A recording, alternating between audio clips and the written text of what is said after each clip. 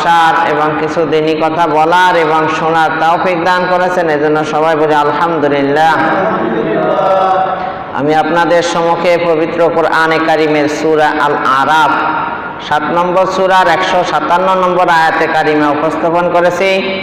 আশা করি আয়াতের আলোকে কিছু কথা বলার আল্লাহ সুবহানাহু ওয়া তাআলা যেন বলার, বোঝার এবং আমল করার তৌফিক দান করেন, এজন্য সবাই বলেন আমিন।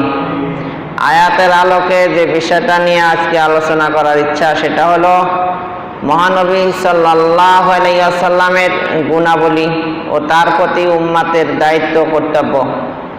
মুহাম্মদ সাল্লাল্লাহু আলাইহি ওয়াসাল্লামকে আল্লাহ তাআলা কিছু বৈশিষ্ট্য দিয়েছেন এবং উনি আমাদের প্রতি যে দায়িত্ব পালন করেছেন, আমাদেরও কিছু দায়িত্ব কর্তব্য আছে ওনার প্রতি। তো মূলত মহান আল্লাহ তাআলা মানুষ সৃষ্টি করেছেন ইবাদতের জন্য, মানুষকে দুনিয়ায় পাঠিয়েছেন খলিফা হিসাবে। মহানবী হযরত মুহাম্মদ সাল্লাল্লাহু আলাইহি ওয়াসাল্লামকে দুনিয়ায় পাঠানোর উদ্দেশ্য ব্যক্ত করে মহাগ্রন্থ আল কোরআনে কারিমে বিভিন্ন সূরা ও আয়াত নাযিল করা হয়েছে। এসব আয়াতে কারিমায় নবী করিম সাল্লাল্লাহু আলাইহি সাল্লামের আগমনের উদ্দেশ্যের সঙ্গে ও তার দায়িত্ব কর্মপদ্ধতি সম্পর্কে ও নির্দেশ রয়েছে। তা হলো মুহাম্মদ সাল্লাল্লাহু আলাইহি সাল্লামের দায়িত্ব কর্তব্য হলো অসুন্দর, অন্যায়, অপরাধ ও মন্দ কাজের অশুভ পরিণতি সম্পর্কে মানুষকে সতর্ক করা। এটা অন্যায়, এটা পাপ, এটা খারাপ, এটা গুনাহের কাজ, এটা গর্হিত নিন্দনীয় কাজ, এইগুলা তুলে ধরা হলো নবীর কাজ। এবং সুন্দর, ন্যায়, পরোপকার এবং কল্যাণকামিতা ও সৎ কাজের শুভ পরিণতি সম্পর্কে মানুষকে অবহিত করে মঙ্গল ও কল্যাণের প্রতি উদ্বুদ্ধ করা হলো নবীর কাজ। বলেন সুবহানাল্লাহ।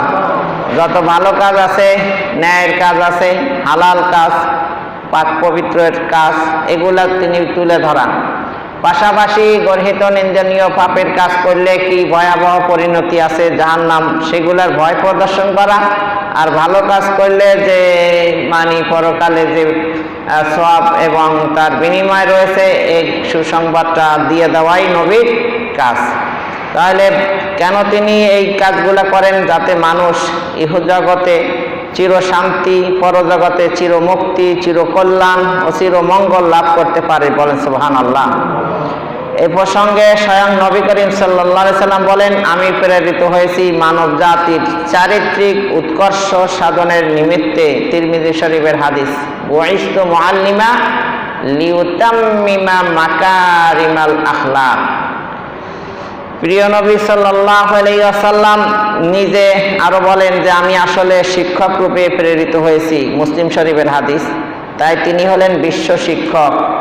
বিশ্বনবী সাল্লাল্লাহু আলাইহি ওয়াসাল্লামকে আল্লাহ তাআলা শুধু দুই একটি ছোটখাটো মামুলি উদ্দেশ্য নিয়েই দুনিয়ায় পাঠাননি, বরং বিশ্ব মানবতার পরিপূর্ণ কল্যাণের মহতী উদ্দেশ্যেই মহানবী সাল্লাল্লাহু আলাইহি ওয়াসাল্লামকে এই জগতে পাঠানো হয়েছে।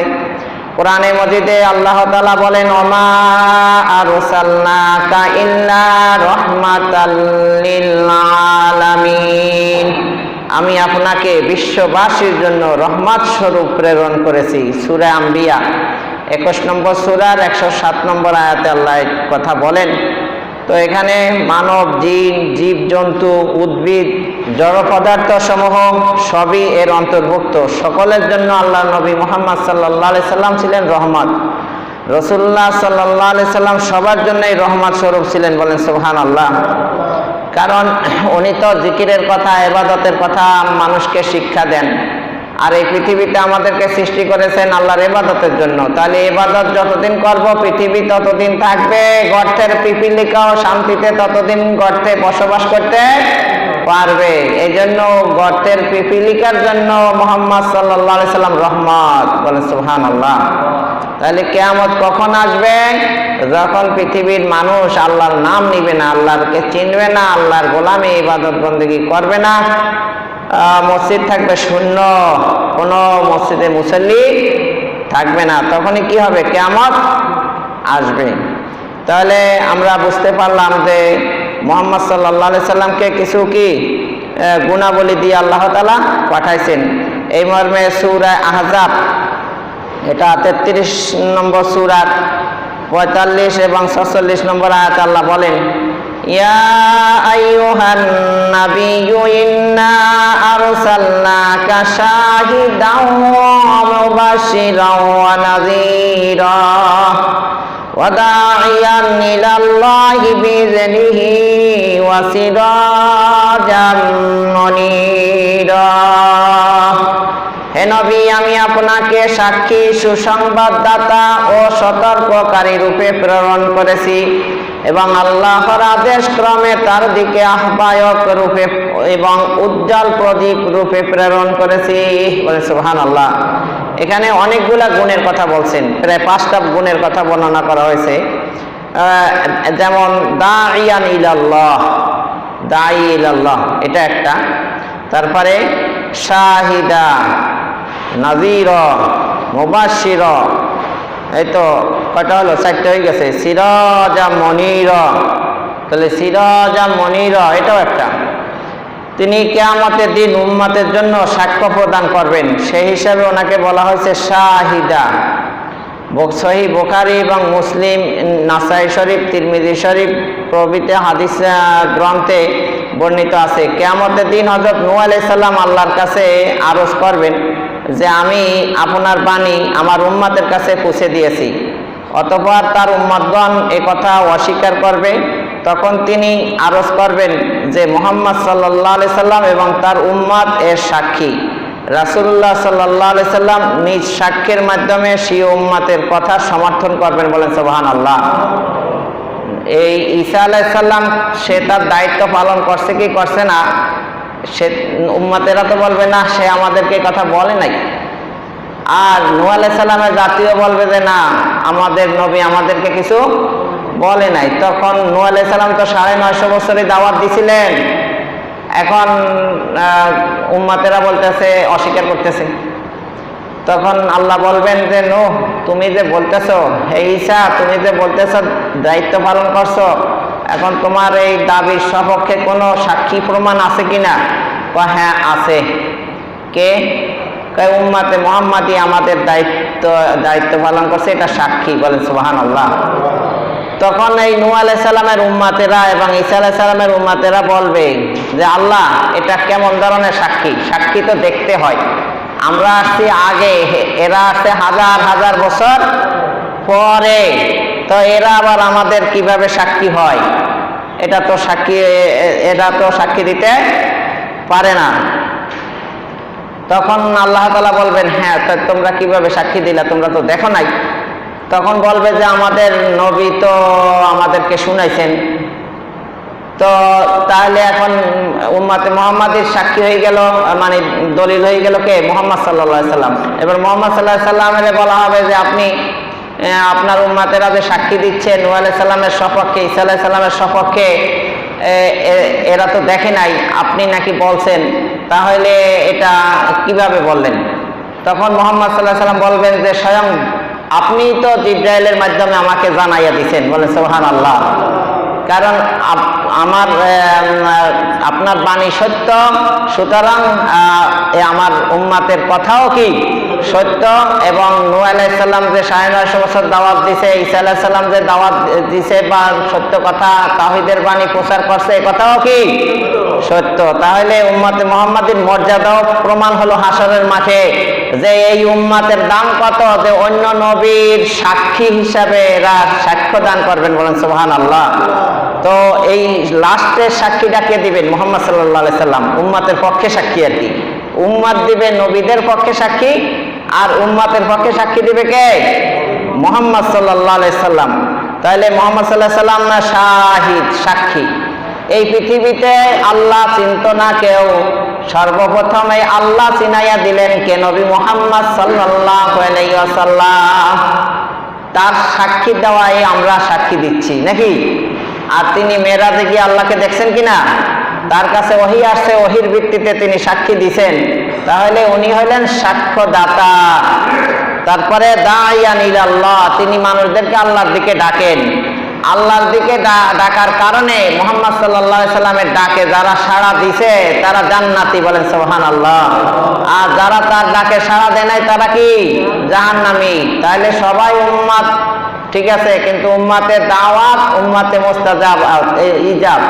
তাহলে কেউ আপনার দাওয়াত কবুল করছে আর কেউ দাওয়াত কবুল করে নাই। তাহলে দাইয়ান ইলাল্লাহ, মুহাম্মদ সাল্লাল্লাহু আলাইহি সাল্লামের একটা গুণ হলো তিনি আহ্বায়ক, মানুষদেরকে আল্লাহওয়ালা বানানোর জন্য তিনি আহ্বায়ক, বলেন সুবহানাল্লাহ।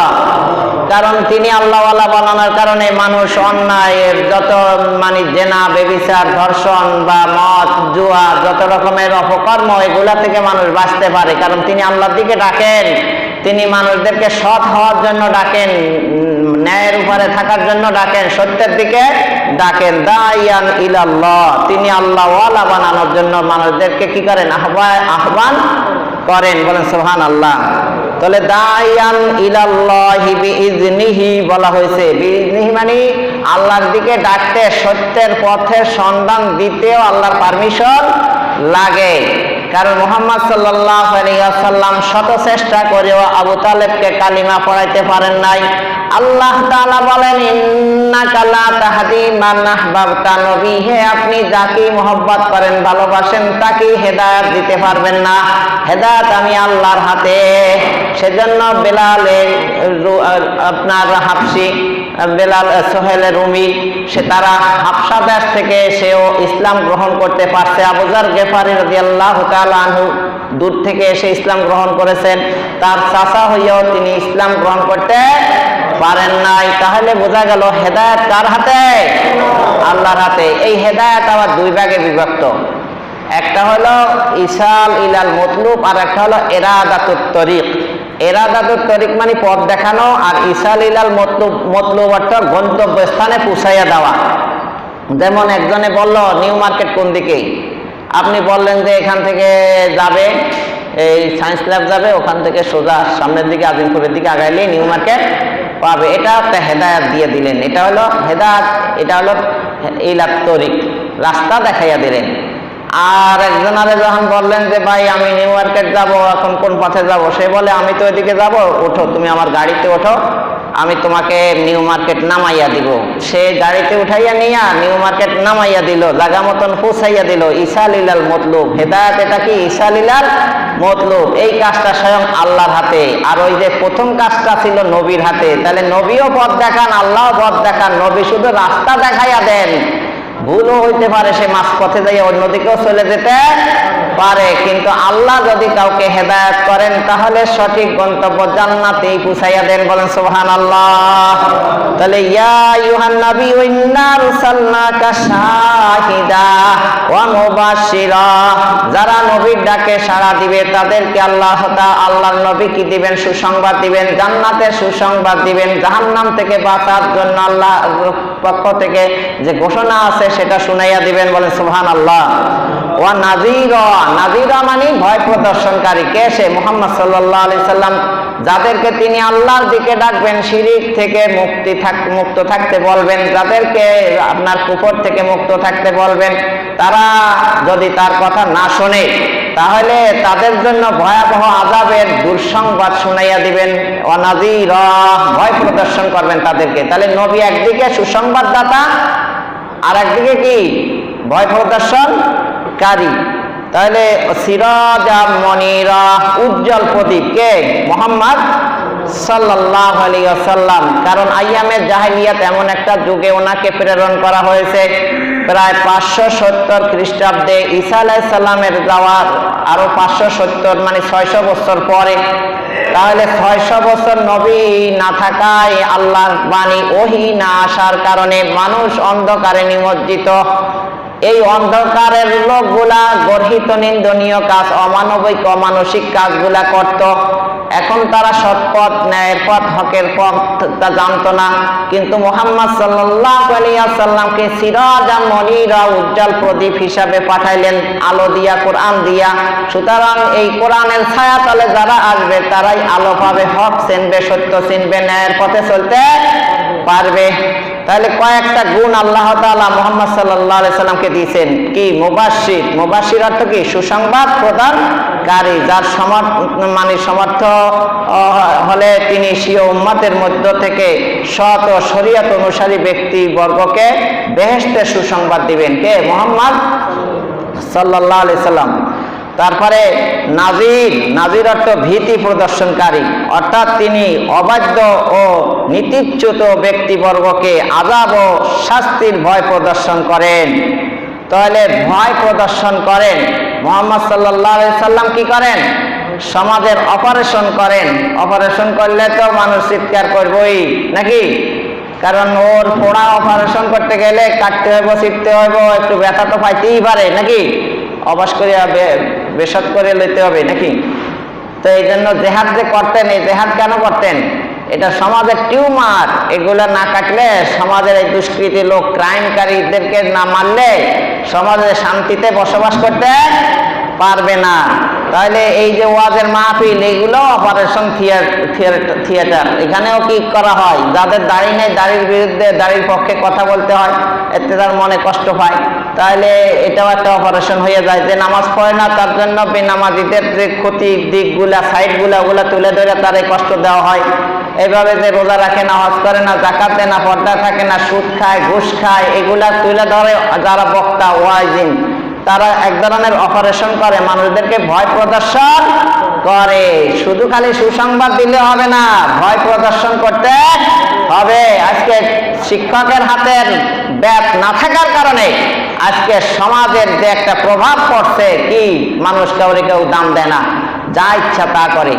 আগে শিক্ষকের হাতে ব্যাট ছিল, ওই ব্যাটের বাড়ির প্রভাব সমাজে পড়তো, সবাই ন্যায়ের সাথে সত্যের সাথে চলতো, কেউ দুষ্কৃতিকারী লোক খুঁজে পাইতো না, সবাই ভালো ছিল। আর এখন মানুষ দিন দিন কি হয়ে যাচ্ছে? শিক্ষিত হইয়াও অভদ্র হচ্ছে। কারণ কি?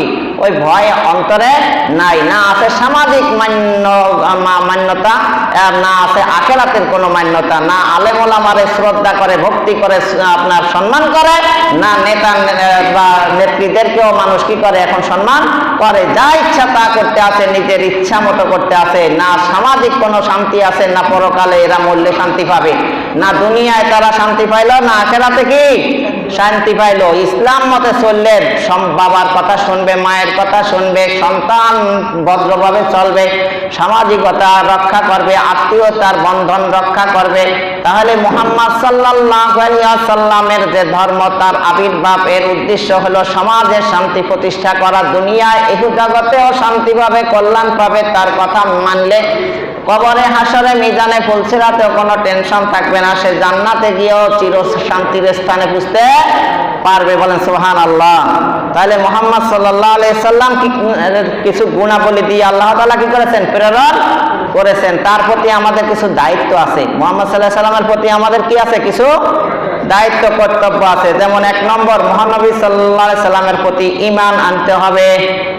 মুহাম্মদ সাল্লাল্লাহু আলাইহি সাল্লামের প্রতি ঈমান আনা মানে মুহাম্মদ সাল্লাল্লাহু আলাইহি সাল্লাম যে কবরের কথা, হাসরের কথা, মিজানের কথা, ফুলসিরাতের কথা, জান্নাতের কথা, জাহান্নামের কথা, আল্লাহর কথা বলেছেন, এগুলার প্রতি ঈমান আনতে হবে। মানে মুহাম্মদ সাল্লাল্লাহু আলাইহি সাল্লামের প্রতি ঈমান আনতে হবে। এই কথাগুলা সব সত্য, সে কথা স্বীকার করতে হবে। আল্লাহ নিজেই বলেন, ফাআমিনু বিল্লাহি ওয়া রাসূলিহি ওয়ান নূরিল্লাযী আনজালনা। সূরা তাগাবুন 64 নম্বর সূরার 8 নম্বর আয়াতে আল্লাহ বলেন, অতএব তোমরা আল্লাহ এবং তার রাসূল এবং অবতীর্ণ নূরের প্রতি বিশ্বাস স্থাপন করো। আল্লাহর প্রতিও বিশ্বাস স্থাপন করতে হবে, নবীর প্রতিও বিশ্বাস স্থাপন করতে হবে, তার সাথে যে ওহী নাযিল হয়েছে এই কোরআনের প্রতিও বিশ্বাস স্থাপন করতে হবে। আল্লাহর নবী বলেন, লা ইউমিনু আহাদুকুম হাত্তা ইয়াকুনা হাওয়াহু তাবাআন লিমা জিতু বিহি। তোমরা ততক্ষণ পর্যন্ত মুমিন হতে পারবে না যতক্ষণ পর্যন্ত আমার আনিত বিষয়ের উপরে ঈমান, বিশ্বাস স্থাপন করবে না। মুহাম্মদ সাল্লাল্লাহু আলাইহি সাল্লাম কি নিয়ে আসেন? কোরআন। তাহলে কোরআনের শুরু থেকে শেষ পর্যন্ত পুরোটা সত্য বলে স্বীকার করতে হবে। আপনার বুঝে আসুক আর না আসুক, পর্দার বিধান, এটা অযৌক্তিক। তাহলে ইমান থাকবো? সুদ ত্যাগ করলে চলা যায় না, তাহলে ইমান থাকবো? তাহলে কোরআনের একটা আয়াত অস্বীকার করা আর পুরা কোরআন অস্বীকার করা সমান, একই। তাহলে আমাদের পুরা কোরআনটার প্রতি ঈমান আনতে হবে।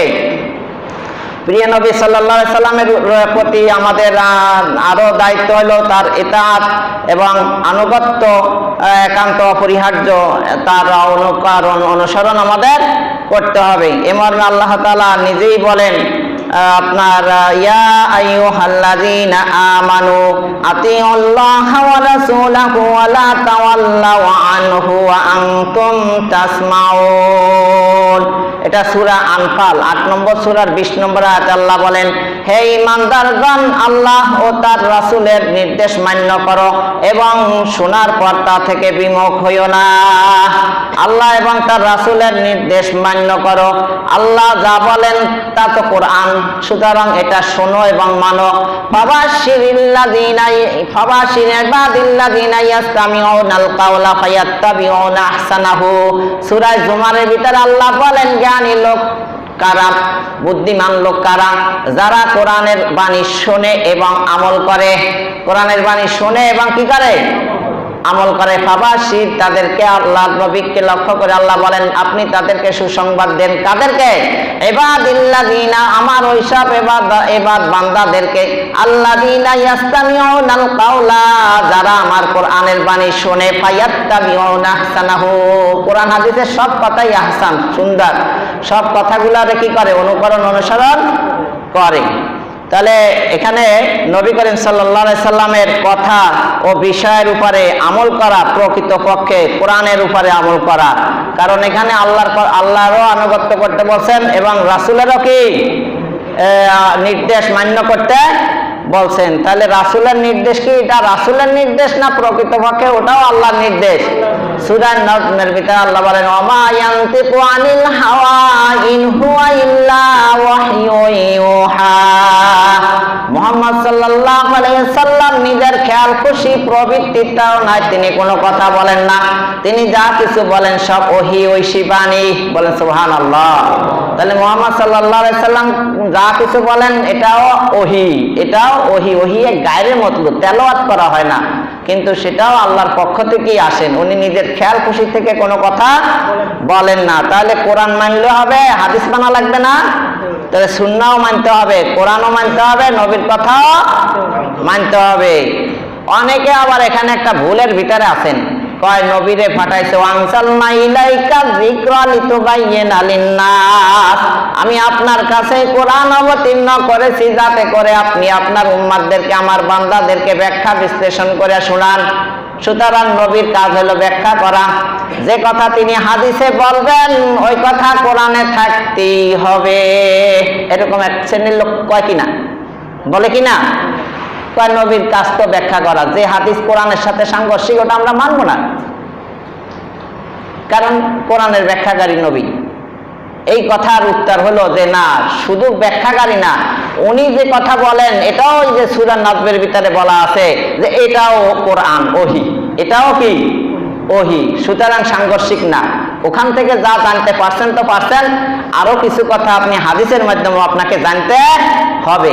কোরআনের কথার প্রতি যেমন ঈমান আনতে হবে, ওনার কথার প্রতিও তেমন ঈমান আনতে হবে, কারণ উনি খেয়াল খুশি মতে কোনো কথা বলেন না। তাহলে এখানে দুইটা কথা বলা যায়। একটা কথা হলো যে কথা নবী বলছে ওইটা আপনি কোরআনের কোথাও আছে হয়তো খুঁজে পান নাই, নম্বর 1। নম্বর 2, কোরআনে না থাকলেও কোনো সমস্যা নাই, ওনার মাধ্যমে আল্লাহ তাআলা ইসলামের কিছু কথা আপনাকে শুনাইছে। এটা কোরআনের ভিতর না থাকলেও আপনাকে মানতে হবে, ঈমান আনতে হবে। সুতরাং যে কথা হাদিসে আছে সেটাও ঈমান আনতে হবে, যেটা কোরআনে আছে সেটাও কি ঈমান আনতে হবে। তাহলে 3 নম্বর দায়িত্ব, কর্তব্য হলো আমাদের মুহাম্মদ সাল্লাল্লাহু আলাইহি সাল্লামের প্রতি, যে মুহাম্মদ সাল্লাল্লাহু আলাইহি সাল্লামের সুন্নাত, আদত ও স্বভাব চরিত্রের অনুকরণ করা। এটা আল্লাহ তাআলা সূরা আল ইমরান 3 নম্বর সূরার 31 নম্বর আয়াতে বলেন, কুল ইন কুনতুম তুহিব্বুনাল্লাহা ফাত্তাবিউনি ইউহিব্বুকুমুল্লাহ ওয়া ইয়াগফির লাকুম যুনুবাকুম আল্লাহু গফুরুর রহিম। হে নবী, আপনি আপনার উম্মতদেরকে, আমার বান্দাদেরকে বলে দিন, ইন কুনতুম তুহিব্বুনাল্লাহ, তোমরা যদি আল্লাহকে ভালোবাসতে চাও, আল্লাহকে পেতে চাও, ফাত্তাবিউনি, আমি মুহাম্মদ সাল্লাল্লাহু আলাইহি ওয়াসাল্লামের অনুসরণ করো। পাওয়ার দিয়ে দিলেন মুহাম্মদ সাল্লাল্লাহু আলাইহি ওয়াসাল্লামকে। আল্লাহ পেতে হলে কাকে ধরতে হবে? কোন পীর মাশায়েখ ধরলে হবে না। হ্যাঁ, পীর মাশায়েখ ধরাটা যদি সত্যিকারে সুন্নাহ পালনে উদ্বুদ্ধকরণ করে, তাহলে ও পীর মাশায়েখ ও ওসিলা। তাহলে যারা সুন্নাত মোতাবেক চলে, যেসব পীর মাশায়েখ, তাদেরকে ধরলে কোনো সমস্যা নাই। তাদেরকে ধরা আর নবীকে ধরা সমান, একই। কারণ সে তো নবী তার এখন এই জামানায় নাই। হুবাহু নবীর সুন্নাহ মতে যারা জীবন যাপন করে, তাদের শরণাপন্ন হওয়া মানেও নিজেকে নবীর সুন্নাহর উপরে প্রতিষ্ঠিত করা। তাহলে এখন ভেজাল মানে শায়েখ মাশায়েখও আছে, পীর মাশায়েখও আছে, সঠিকও আছে। ভেজাল তো আগেও ছিল, এখনো আছে, আপনাকে বুঝতে হবে। তা বলে আমার তো এত জ্ঞান নাই। তো সংক্ষেপে এটা আশরাফ আলী থানভী রহমতুল্লাহ কসদুস সাবিল, পীর ধরার একটা বই লেখছেন। পীর কাকে ধরবেন? যারা আপনার দৃষ্টিতে বড় বড় আলেম, যারা আমলদারি, যারা সুন্নাহ মতে চলে, এরকম আলেমেরা যাকে পীর মানে, তাকে আপনি পীর নির্দ্বিধায় মানেন, যেহেতু আপনার জ্ঞান বুদ্ধি নাই। এখন মাজারের পীরেরা কি বড় বড় আলেমেরা মানে নাকি? তাহলে আপনি তারে মানতে পারবেন না। কারণ যারা আপনার দৃষ্টিতে বড় বড় আলেম আমল করে, দশে মানে, এরকম লোকেরা যারে পীর মানে, সেই প্রকৃতপক্ষে কি পীর। তাহলে পীর ধরার অর্থ কি? নিজেকে সুন্নাতের উপরে প্রতিষ্ঠিত করা। কারণ যার আমল আছে, তার সাথে ঘুরলে আপনার আমল করতে মন চাইবে। কারণ সবাই কিন্তু সঙ্গী সাথীরে ফলো করে। যারে তারে বন্ধু বানাইলে তার বিপদ আছে। কিয়ামতের দিন বলবে, হায় আফসোস, আমি যদি তাকে বন্ধু না বানাইতাম, তাহলে আজকে আর আমার জাহান্নামে যেতে হতো না। তাহলে পীর মাশায়েখ ধরা মানে তাদের সাথে বন্ধুত্ব করা। কোন পীর? যারা হুবাহু সুন্নাতের উপরে চলে। তো আপনার আমাদের আরো কিছু দায়িত্ব আছে। তাহলে আল্লাহ তাআলাকে পেতে হলে কাকে অনুসরণ করতে হবে? মুহাম্মদ সাল্লাল্লাহু আলাইহি সাল্লামের অনুসরণ করতে হবে। তাহলে বোঝা গেল, একটা হলো সুন্নাহ আর একটা হলো কোরআন। তাহলে কয়টা জিনিস আমাদের কাছে আল্লাহ রেখে গেলেন? তারাকতু ফীকুম আমরাইন লান তাদিল্লু মা তামাসসাকতুম বিহিমা কিতাবাল্লাহি ওয়া সুন্নাতা রাসূলিহি। ও আমার সাহাবায়ে কিরাম, সলক্ষ সাহাবাদের সামনে বিদায় হজের ভাষণে আল্লাহর নবী ঘোষণা করে যান যে, হে আমার সাহাবায়ে কিরাম, আমি তো চিরকাল থাকবো না, তোমাদের মাঝে দুটি বিধানমালা রেখে গেলাম। একটি হলো আল্লাহর কোরআন, আল্লাহর বাণী, আরেকটি হলো আমি নবীর সুন্নাহ। তোমরা যতদিন পর্যন্ত এই দুটিকে শক্ত করে আঁকড়িয়ে ধরবে, পথভ্রষ্ট হবে না, জাহান্নামে যাবে না। তাহলে আমাদের আমল করতে হবে কি অনুযায়ী? কোরআন, শুধু কোরআন না সুন্নাহ? যেটা কোরআনে আছে তো আছেই, তা সুন্নাহ তো দরকার নাই। যেটা নাই সেটা সুন্নাহ থেকে নিতে হবে, বিশুদ্ধ সুন্নাহ। সুন্নাহ আবার যদি আপনার সহিহ হাদিসের দ্বারা প্রমাণিত না হয়, তাহলে সেটাও মানা যাবে না। তাহলে একটি ছেড়ে দিবে আর একটা মানবে, এটা কিন্তু গোমরাহ। কেউ যদি আহলে কোরআন হয় সেও গোমরাহ, কেউ যদি আহলে হাদিস হয় সেও গোমরাহ। হতে হবে আহলে সুন্নাহ, যারা কোরআন সুন্নাহ উভয়টা মানে। বলেন সুবহানাল্লাহ। তাহলে সঠিক দল কোনটি? আহলে সুন্নাহ দল জামাত, এরা হলো সঠিক। আর বাকি যত দল মত আছে সব ভ্রান্ত, সব নামের দিক দিয়ে হইল ভ্রান্ত। কাম যদিও সঠিক থাকে, আহলে হাদিস নাম দিছে কিন্তু কাম করে সুন্নাহ মতে, কোরআন হাদিস মানে। তাহলে কাম ঠিক আছে কিন্তু নাম ঠিক নাই, নাম ব্যানার ঠিক নাই, তার হিডিং ঠিক নাই। তাকে আসতে হবে আহলে সুন্নাত ওয়াল জামাতের ব্যানারে। কিন্তু আমাদের দেশে কিন্তু আহলে সুন্নাত ওয়াল জামাত নামে বেদাতে ভরা। ওই দানায় বড়া ফলের নাম বেদানা, রসে বড়া ফলের নাম আনারস। বেদাত আর শিরিকে বড়া একটা দল আছে, কিন্তু আহলে সুন্নাত ওয়াল জামাত এরকম নাম দিয়া সরকারি খাতায় সমাজসেবা অধিদপ্তর থেকে রেজিস্ট্রেশন নিয়া লাইসেন্স নিয়া আহলে সুন্নাত ওয়াল জামাত হওয়ার কোনো দরকার নাই। বরং আপনি সত্যিকারের কোরআন সুন্নাহ পালন করে নিজেরে আহলে সুন্নাত ওয়াল জামাতের কথা প্রকাশ না করলেও আপনি জান্নাতি, বলেন সুবহানাল্লাহ। তাহলে আমাদের আরো কিছু দায়িত্ব আছে নবীর প্রতি, সেটা হলো প্রিয় নবী সাল্লাল্লাহু আলাইহি সাল্লামের হুকুম ও সুন্নাত তরক না করা। সুন্নাত পালন করা একটা, সুন্নাত পালন না করার একটা দায়িত্ব। আমি রাখলে সওয়াব হবে, দাড়ি না রাখলে সওয়াব হবে না, তাহলে রাখার জন্য আমরা উদ্বুদ্ধ করি, কিন্তু যে রাখে না তারে ধমক টমক দিই না, না তাকে বলতে হবে আপনি দাড়ি রাখেন না কেন, এটা নবীর প্রতি আপনার দায়িত্ব, আপনাকে দাড়ি রাখতেই হবে। দাড়ি রাখা কি সুন্নাত না ওয়াজিব? রসুলে যেটা সবসময় করে, বিতির নামাজ কি সুন্নাত না ওয়াজিব? কোরবানি করা সুন্নাত না ওয়াজিব? ঈদের নামাজ পড়া সুন্নাত না ওয়াজিব? তাহলে দাড়ি রাখা সুন্নাত না ওয়াজিব? মা সাবাতা বিসুন্নাহ, সুন্নাত আর দলিল, হাদিস কোরআন দিয়ে না। তারপরেও অনেকে বলে যে মূসা আলাইহিস সালাম রাগের বশবর্তী হইয়া তার ভাই হারুন আলাইহিস সালামের দাড়ি ধরছিলেন, তাহলে ধরতে হইলে তো এক মুঠ লাগে, এই হিসাবে দাড়ি রাখতেও হবে, কোরআনে আছে, আবার এক মুষ্টিও হতে হবে। কোন রকম একটু করে দাড়ি রাখলাম, মদদির মার্কা দাড়ি, যেটা দাড়ি কমা দাড়ি, একটু একটু করে অনেকে করে, সাইটা মেটে একটু করে রাখে, এই এক মুষ্টির ভিতরে একটু মানে রাখা, মানে কামানো, এর কম রাখা আর কামানো সমান নামান্তর। ওই দাড়ি রাখা না রাখা ওটা ফ্যাশন, ওটা ইসলাম নয়। কোন নবী রাসূলেরা এই কাজ করে নাই, তাদের দাড়ি লম্বা ছিল, দাড়ি ছেড়ে দাও হাদিসে আসছে। কিন্তু কাটলে আপনি পরিপাটি করে রাখতে চাইলে এক মুষ্টির ভিতরে কি করতে পারবেন, এক মুষ্টির বাইরে কাটতে পারবেন, ভিতরে কাটা যাবে না। সঠিক কথাটা আপনাদেরকে বুঝতে হবে। দেশে তো নানান দল মত বের হয়ে গেছে, সবাইরে খুশি রাখতে গেলে তো সঠিক কথা বলতেই পারবো না। তাহলে আমাকে বলতে হবে, যখন এই মিম্বারে বসি, এই জায়গাটা মুহাম্মদুর রাসূলুল্লাহ সাল্লাল্লাহু আলাইহি সাল্লামের জায়গা, আল্লাহ আমাকে এখানে বসার সুযোগ করে দিয়েছে। এখন যদি আমি আমার দায়িত্ব যথাযথ পালন না করি, কিয়ামতের দিন আমাকে জিজ্ঞাসিত করবে, মানে আমি জবাবদিহিতার সম্মুখীন হতে হবে। তাহলে নবীর প্রতি আমাদের বা উম্মতের দায়িত্ব কর্তব্য হলো আর একটা 5 নম্বর, সেটা হলো মহানবী সাল্লাল্লাহু আলাইহি সাল্লামের প্রতি মহব্বত করা। তাহলে এখন তো নবী নাই, মহব্বত করবেন কিভাবে? হাদিসে বলে গেছে, মান আহাব্বা সুন্নতি ফাকাদ আহাব্বানি ওয়া মান আহাব্বানি কানা মাই ফিল জান্নাহ। আমার সুন্নাতকে যারা মহব্বত করবে, সেজন্য আমি নবী মুহাম্মদ সাল্লাল্লাহু আলাইহি সাল্লামকে মহব্বত করলো, ভালোবাসলো। আর যে আমি নবীকে ভালোবাসলো, সে আমার সঙ্গে জান্নাতে যাবে, বলেন সুবহানাল্লাহ। নবীর স্তরে তো আর পৌঁছা যাবে না, কাছাকাছি পাশাপাশি থাকা যাবে, অথবা আপনার স্তরে নবী আসবেন, সুতরাং আপনি নবীর সাথেই থাকতে পারবেন। হয়তো নবীর জান্নাতে আপনি যেতে পারবেন না, কিন্তু আপনার জান্নাতে নবী আসবে, বলেন সুবহানাল্লাহ। তাহলে এখন আমাদের কাজটা কি?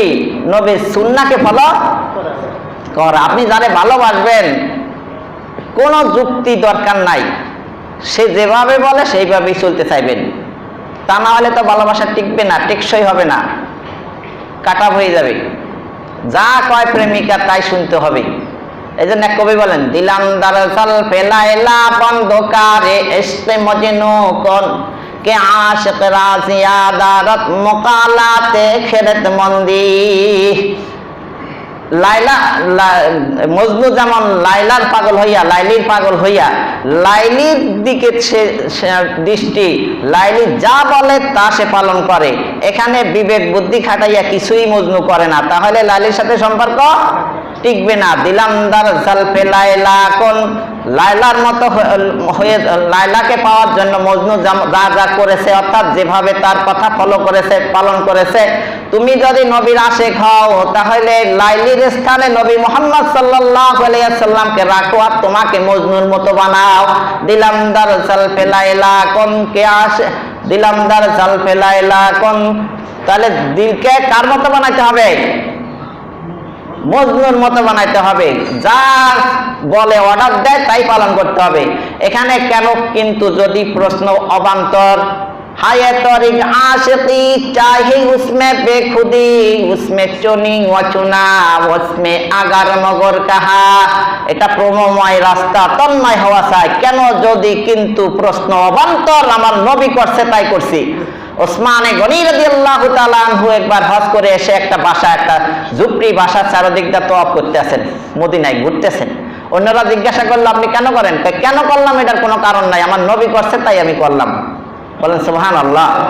তাহলে নবী যা করছেন সাহাবায়ে কেরাম তাই কি করছে। তাহলে নবীর প্রতি আমাদের আরো দায়িত্ব আছে, রাসূলুল্লাহ সাল্লাল্লাহু আলাইহি সাল্লামের প্রতি শ্রদ্ধা ও ভক্তি নিবেদন করা উম্মাতের উপরে ফরজ। নবীর প্রতি কি ভক্তি শ্রদ্ধা দেওয়া, সম্মান করা, এটা কি উম্মাতের উপরে ফরজ। ওয়া তুআযিরুহু ওয়া তুআত্তিরুহু, তাকে সাহায্য করা, তার সম্মান করা। নবী তো আজ নাই, সাহায্য করবেন কি? তার রেখে দেওয়া দিন ইসলামকে আপনার কি করতে হবে? সাহায্য করতে হবে। দিন ধর্মের সাহায্য করবেন, আলেম ওলামার সাহায্য করবেন, মাদ্রাসা মসজিদের সাহায্য করবেন, কোরআন কিতাবের সাহায্য করবেন। অর্থাৎ এই কোরআনের ইজ্জত রক্ষার্থে আপনার কথা বললেই নবীর ইজ্জত রক্ষার জন্য কথা বলা হয়ে যাবে। বলেন সুবহানাল্লাহ।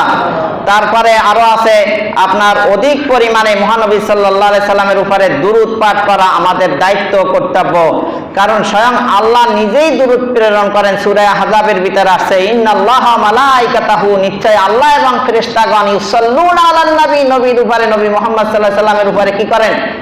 দুরূদ সালাম প্রেরণ করেন। ইয়া আইয়ুহাল্লাযীনা আমানু সাল্লু আলাইহি ওয়া সাল্লিমু তাসলিমা, হে ঈমানদারগণ তোমরা কি করো? নবীর প্রতি সালাত ও সালাম প্রেরণ করো। তো সাহাবায়ে কেরাম বলেন হুজুর আপনাদের তো আমরা আসসালামু আলাইকুম আলাইকা ইয়া রাসূলুল্লাহ বলি, সালাম তো দিতে জানি, কিন্তু সালাত কিভাবে দিব? তখন আল্লাহর নবী শিখিয়ে দেন, এইভাবে বল আল্লাহুম্মা সাল্লি আলা মুহাম্মাদ ওয়া আলা আলি মুহাম্মাদ কামা সাল্লাইতা আলা ইব্রাহিম ওয়া আলা আলি ইব্রাহিম ইন্নাকা হামিদুম মাজিদ। এই পুরা দুরূদ ইব্রাহিমটা শিখিয়ে দিয়েছেন কে? অনেক দুরূদ আছে, দুরূদের বইও আছে, এগুলো মানুষে বানাইছে, কিন্তু মুহাম্মদ সাল্লাল্লাহু আলাইহি সাল্লাম নিজেই শিখিয়ে দিয়েছেন কোনটা? দুরূদে ইব্রাহিম। আপনি যদি কাউকে দাওয়াত করেন আর যদি বলেন যে হুজুর আপনার তো দাওয়াত, তো কিছু মনে করবেন না, আপনি কি কি খাইতে পছন্দ করেন, ওই রেসিপি যদি তার থেকে জানতে পারেন আর সেটা যদি আয়োজন ব্যবস্থা করেন, তাহলে আপনি নিশ্চিন্তে বসে থাকবেন যে আজকে হুজুরের মজা করিয়েই কি খাবে, কারণ এটা তো হুজুরে পছন্দ করে। তাহলে যে দুরূদ স্বয়ং আল্লাহর নবী নিজেই